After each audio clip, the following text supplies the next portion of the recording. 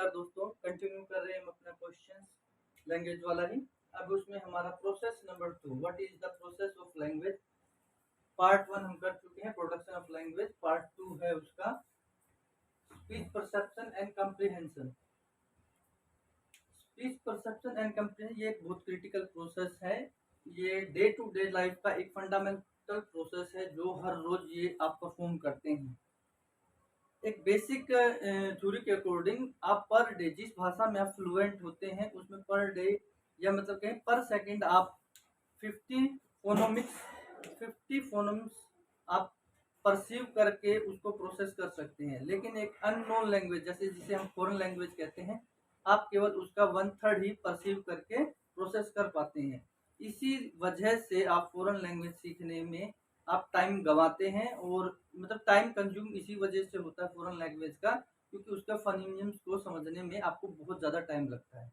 क्योंकि वो जब तक वो आपको समझ नहीं आएंगे तब तक आप उसकी फ्लुएंसी इंक्रीज नहीं कर सकते प्रोसेस करने की। Comprehension is the start.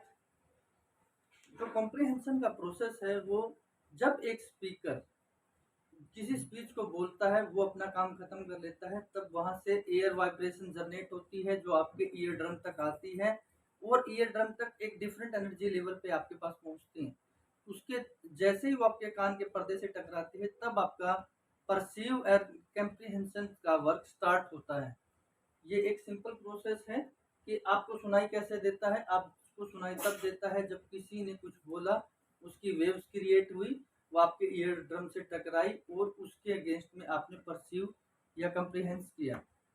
ये हर एक पर्सन के लिए डिफरेंट रहेगी, क्योंकि उसका ईयर ड्रम की सेंसिटिविटी या फिर सामने वाले बोलने वाले पर्सन का एनर्जी लेवल क्या है, इन चीज़ों पे भी ये फैक्टर डिपेंड करेंगे। स्पीच परसेप्शन सिंपली प्रोसेस, ये एक सिंपल प्रोसेस नहीं है। ये इस प्रोसेस में दो अलग अलग मेथड्स होते हैं, एक होता है एनकोडिंग का, एक होता है कम्प्रीहेंशन का। एनकोडिंग मीन्स स्पीच का इंटरप्रिटेशन करना, जो उसको सुनाई दिया है उसको रिकॉग्नाइज करना। इंटरप्रिटेटिंग प्रोसेस होगा, इसमें कंटेक्चुअल इन्फ्लुएंस होगा और लाइक। अगर आप किसी पर्सन को लाइक करते हैं उसके द्वारा बोले गए वर्डों को आप जल्दी परसीव करेंगे एज कंपेयर टू दोज जिनको आप पसंद नहीं करते। जो इंटरप्रिटेशन प्रोसेस है, जब आपके पर्दे से साउंड टकराती है उसके बाद आप सबसे पहले उस इंफॉर्मेशन को अपने रिलेटेड इंफॉर्मेशन से मैच करते हैं और उसका परसेप्शन स्टार्ट करते हैं आप। जैसे कि एक सिंपल वर्ड है, have you wash your hand before dinner. अगर किसी हंग्री चाइल्ड से ये पूछा जाए तो वो इसको टोटली इंटरप्रेट किया जाए करेगा कि उसे खाने पर जाना है। बोला कुछ गया, उसने रिजल्ट को परसेप्ट कुछ और किया, जो उसने रिएक्ट किया।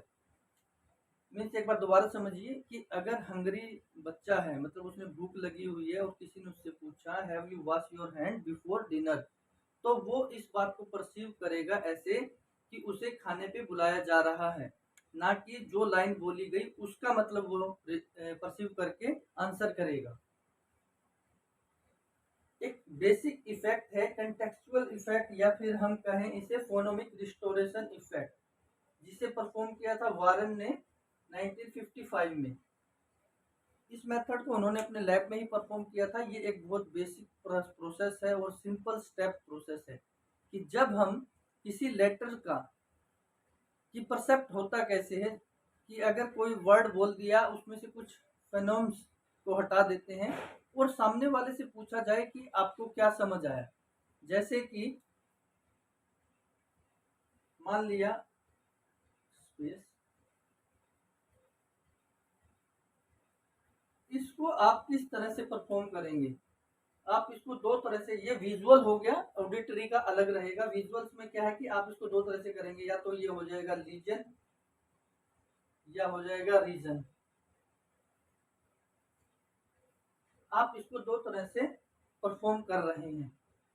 ये हो गया आपका विजुअल में। कंटेक्चुअल में कैसे होगा, किसी वर्ड से, मान लिया किसी वर्ड से किसी ने कुछ बात बोली और कोई वर्ड जैसे उसको छुपा दिया गया है, जैसे खांसी करके या किसी अदर मेथड से, या उसको अस्पष्ट रूप से उसको बताया गया, लेकिन जब पर्सन से पूछा गया कि उस वो वर्ड कौन सा था, तो उसने विदाउट किसी हेजिटेशन के बता दिया कि ये वो वर्ड था। ये सब हुआ कैसे? ये हुआ उसका फोनोमिक रिस्टोरेशन प्रोसेस की वजह से।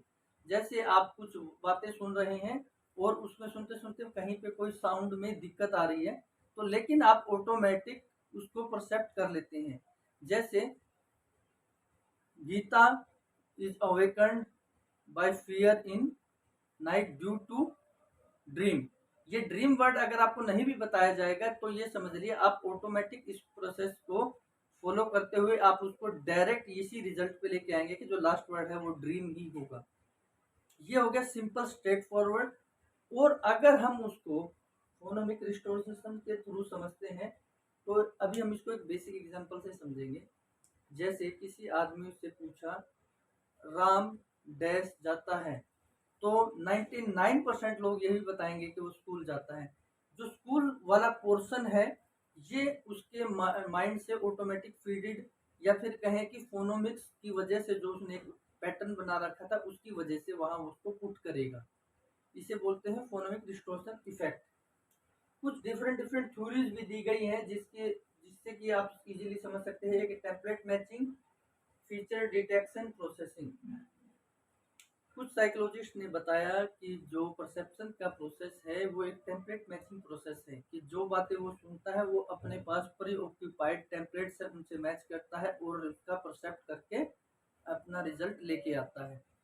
दूसरा है फीचर डिटेक्शन। फीचर डिटेक्शन और टेम्पलेट मैचिंग एक ही प्रोसेस है। इसमें किसी भी मतलब उसके फीचर से या उसके सामने वाले पर्सन के बोलने के बिहेवियर से, एटीट्यूड से, उन सभी चीज़ों का एक प्री ऑक्यूपाइड डाटा जो उसके माइंड में है उनसे वो मैच करता है और उसके बेस पे रिजल्ट लेके आता है।